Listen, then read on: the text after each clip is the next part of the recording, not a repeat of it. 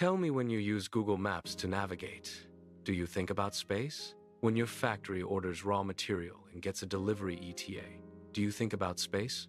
When your DoorDash delivery shows up at your door, do you think about space? You should. Because all of that runs on space technology.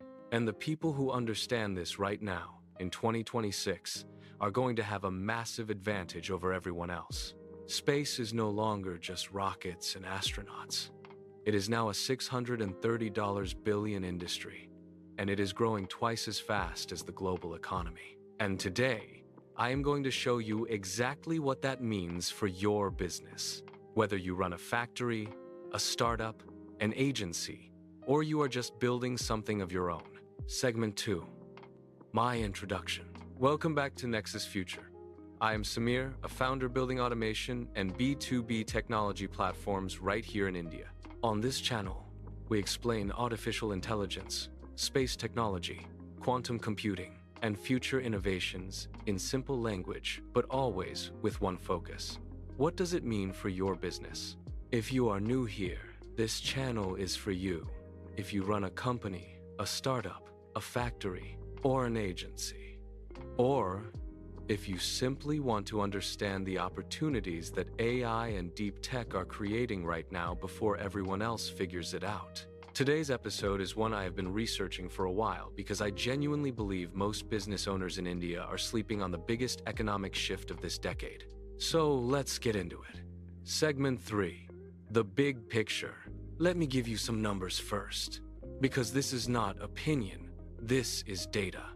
The global space economy is worth $630 billion in 2026. That is according to Novaspace, one of the world's top space market research firms, who published this just in January of this year. Now, compare that semiconductors, the chips inside every phone and computer, that is a $600 billion industry.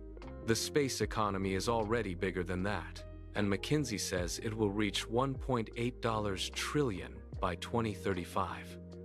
That is nearly tripling in under 10 years.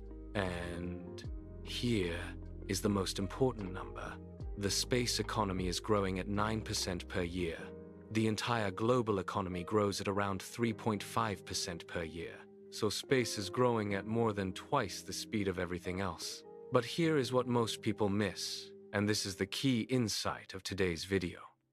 Only 18% of the space economy is government. ISRO, NASA, the military. They are just 18%. The other 82% is private companies, normal businesses, companies just like yours, just like mine. The space economy is no longer about government budgets. It is about commerce. It is about business. And that changes everything. Segment 4. Why now? The cost revolution.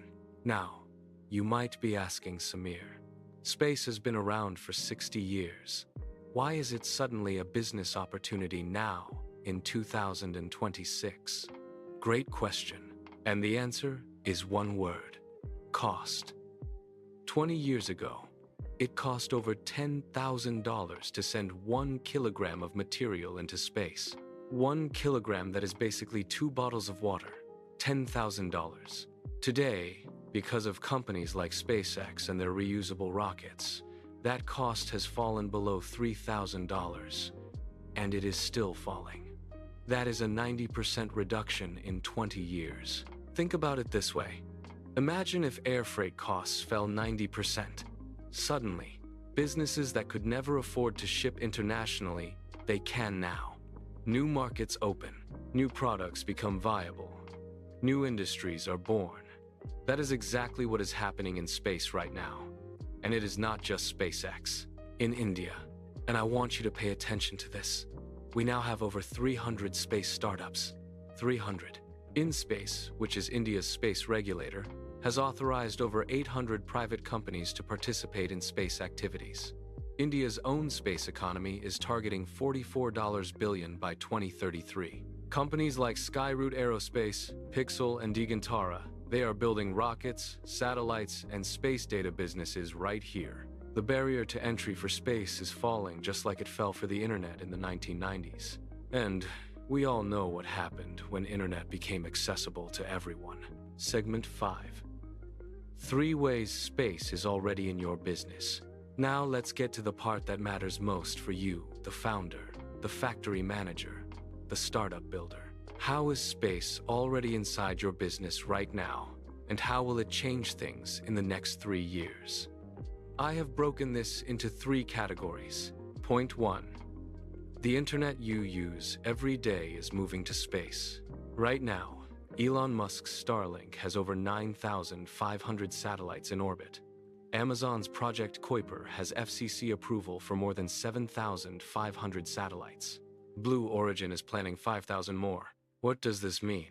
It means that in 3 to 5 years, every location in USA, New York City, a factory in Boston, a startup in California, will have high-speed internet from satellite, not dependent on AT&T, not dependent on towers, direct from space. For manufacturers and factories in Tier 2 and Tier 3 cities, this is massive. Real-time inventory management, remote machine monitoring, IoT sensors on your equipment, all of this becomes possible at scale when reliable internet reaches every corner of this country. Point 2. Space data is becoming your business intelligence. Here is something that sounds like science fiction but is happening right now. Satellites are photographing every farm, every port, every highway, every factory in the world multiple times per day. And companies are using this data to make business decisions. Insurance companies in India are using satellite imagery to verify crop damage in seconds instead of sending surveyors. Logistics companies are tracking road conditions in real time. Retailers are analyzing foot traffic at competitor stores using satellite data. The World Economic Forum says that agriculture, logistics, insurance, and construction will generate 60% of the space economy by 2035. These are not space industries. These are your industries, powered by space. India's startup Pixel just won a contract worth 1,200 crore rupees to build India's first private Earth observation satellite constellation. This data will be available to businesses, startups, and developers. If you build software, if you run supply chain, if you do agriculture, this is your next competitive advantage. Point 3. The SpaceX IPO. The Netscape moment. Now, I want to tell you about something that is about to happen, and it will be the signal that the space economy has officially arrived. In 2026, SpaceX is expected to go public. That means list on the stock market. The expected valuation? $1.5 trillion. That would make it one of the largest IPOs in history. Space Capital, one of the leading space investment firms, calls this the Netscape moment. Remember Netscape? In 1995, Netscape's IPO was the event that told the world the internet is real, it is here, it is going to change everything. Suddenly, investors, entrepreneurs, and companies all started taking the internet seriously. The SpaceX IPO will do the same thing for space.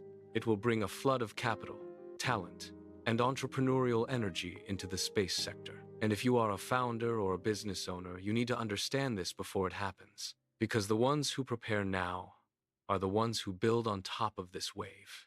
And just 3 days ago, March 22nd, 2026, NVIDIA CEO Jensen Huang stood on stage at the GTC conference and said, "Space computing, the final frontier, has arrived." NVIDIA is building AI-powered orbital data centers. SpaceX is proposing a solar-powered data center in orbit involving up to 1 million satellites. The cloud is literally moving to space. Segment 6. The India opportunity. Now, let me bring this home, literally. What does all of this mean for you in India? India's space economy today is about $6.3 billion. The government has set a target of $44 billion by 2033. That is 7x growth in 7 years. And InSpace chairman Dr. Pawan Goenka told investors in Singapore just this February, India could capture 8 to 10% of the entire $1.8 trillion global space economy. Think about what that means. India launching satellites for other countries. Indian software companies building Earth observation analytics platforms. Indian manufacturers supplying components to global space companies. This is already happening. L&T and HAL are manufacturing ISRO's rockets. Tata, Bharat Electronics, Godrej, they have been space suppliers for years. The question is, where do you fit in this story? And the answer is, you do not need to build rockets. You need to build on top of space technology. The same way you do not need to build a server to use the cloud, you just build applications on top of it. A logistics startup that uses satellite data to optimize routes. An agriculture SaaS that uses Earth observation for crop analytics. A factory that uses satellite internet to run remote monitoring. A data analytics company that sells space-derived insights to insurance companies. These are real businesses that real people are building right now, and the opportunity window is wide open. Segment 7. Closing and call to action. So, let me summarize what we covered today.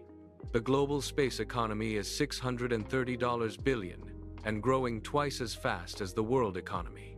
Launch costs have fallen 90%. Private companies now drive 82% of the sector. Satellite internet will reach every corner of India in the next few years. Space data is already being used by agriculture, insurance, and logistics. And the SpaceX IPO, the Netscape moment for space, is coming in 2026. This is not the future. This is right now.